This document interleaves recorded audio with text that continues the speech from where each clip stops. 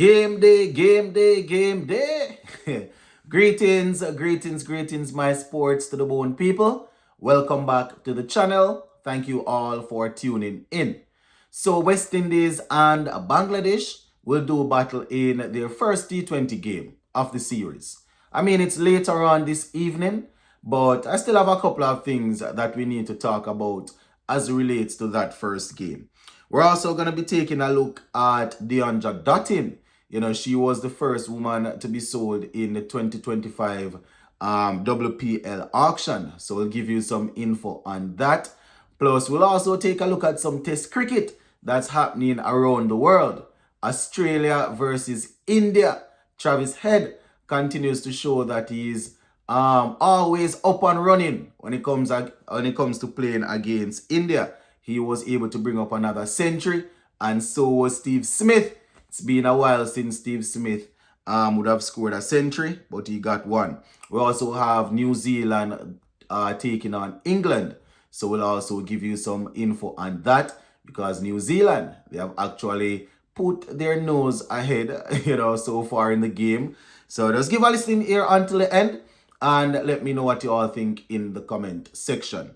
All right, so let's get straight into it now. West Indies power hitter Deandra Dottin. She calls herself the world boss. She was picked up. She was actually the first player to be picked up in the 2025 WPL auction. At 33. Very, very good deal for Deandra Dottin. She went to the Gujarat Giants for 1.7 crore. You understand? So Deandra Dottin will be lighting up the IPL. I think she is actually the first woman to score a T20 international century. So yeah, man, first woman to score a T20 international century. So Deandra Dottin will be looking to take her skills to a next level as she participates in the IPL. Waiting to see what's gonna happen for Haley Matthews, one of the best we have going around right now. You understand? And think probably maybe Stephanie Taylor is also in the auction. So we will see. We will definitely see how that goes, my people. But hats off to Deandra Dottin and getting picked up. All right, let us talk some red ball cricket. I'm going to talk some test cricket, and then we'll finish off with the West Indies versus Bangladesh build-up. All right, so let us start with New Zealand versus England. And this is the this is the third test match here. England, they're leading the series 2-0. Right, England leading the series 2-0. But New Zealand, at the end of day 2, they have actually got themselves in a very good position. In the first innings, New Zealand, they scored 347. And they bowled out England for 143. But in a second time, New Zealand 136 for 3. You understand? So they're leading by 340. And that was at the end of day 2. So, they're probably going to be looking to go out there on day 3, score a quick, probably another quick 50, 60 or 100 or so, probably another 100 and leave it at 440 or so. You understand? The first innings for New Zealand, Tom Latham, he scored 63, and further down we have Mitchell Satner getting 76 from 117, Kane Williamson getting 44 and Will Young 42. Those were the main scorers for New Zealand in that first innings. Matthew Potts, he picked up 4 for 90.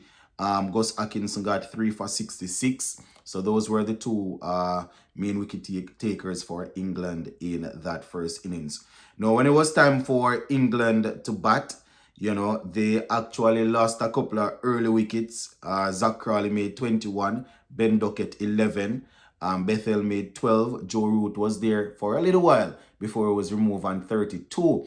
You understand? I was actually watching at this point. Harry Brook came in, a man that, they have found it difficult to deal with him throughout the series so far. Well, he was removed without scoring 1 ball. You understand? Ollie Pope, he made 24, Ben Stokes 27. So bowling for New Zealand in that first innings, Matt Henry picked up 4 for 48. You understand? Will and Mitchell Santner, they both got 3 wickets each. New Zealand batting a second time. We have Will Young with 60 from 85. Kane Williamson 50 or 58 not out. And, that is how it's looking so far. Ben Stokes, 2 for 45. He's the pick of the bowlers so far for England. So New Zealand at the end of day 2 leading by 340 runs. Now, Australia versus India. Very, very interesting one, my people. You understand? Test match number 3 from 5. The series is locked at 1 apiece. And at the end of day 2, Australia 405 for 7. Some good batting there from Australia, 405 for 7. Getting the run so far, Steve Smith 101 off 190. You understand? Finally getting another century. I think it's been like 20, probably 23, 24 test innings since he last scored a century. So, congratulations to Steve Smith. Travis Head, a man that is always locked in, especially when it comes on to playing against India. He has 100, well, he made 152 off 160, 18 fours. That's one of the things with Travis Head, when he is batting and batting long, it's always going to be entertaining because he goes at a good strike rate. Alex Carey is 45 not out. So 405 for 7, and they made it off 101 overs. So you can imagine, my people, some good batting there. Bowling for England, for Australia so far, Jasprit Bumrah is still very difficult to deal with. 5 for 72. Mohammad Siraj and Reddy, Nitish Kumar, they have 1 wicket each. So 405 for 7 at the end of day 2. Australia really setting up themselves real good there. If they don't be careful though, this game probably will end up in a draw. But let us see how the Australians will bowl in, when the Indians go in to bat. So yeah, that is it where the red ball cricket is concerned. All right, before we finish now, West Indies will take on Bangladesh in the first of 3 T20 series later on. I think the game starts at 7 p.m. So we have quite some time before we get to the game. Now, I gave you my playing 11 yesterday, so you can take a look at that if you didn't see the video. And just going off my playing 11, I'm looking for the guys to go out there, just keep it simple, play good quality cricket. You understand? Remember, it's 20 overs.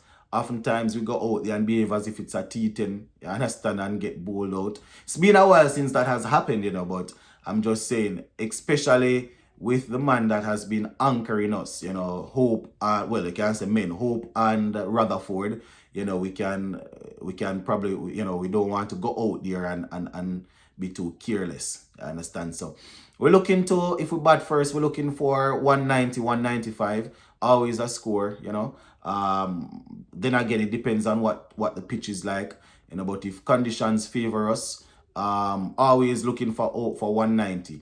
Anything over 200 is usually good, but looking for 190. If we're bowling first, we always ask our bowlers to get a team for 175, 180. That's a good ask, once again, it depends on the wicket, depend on what the what par score is usually, what the par score is usually at that ground. So we usually ask the bowlers to get them for 170, 175, somewhere thereabout, and then the batsmen would know that they have to go out there and get the job done. So we're looking for a clean game in this first one here.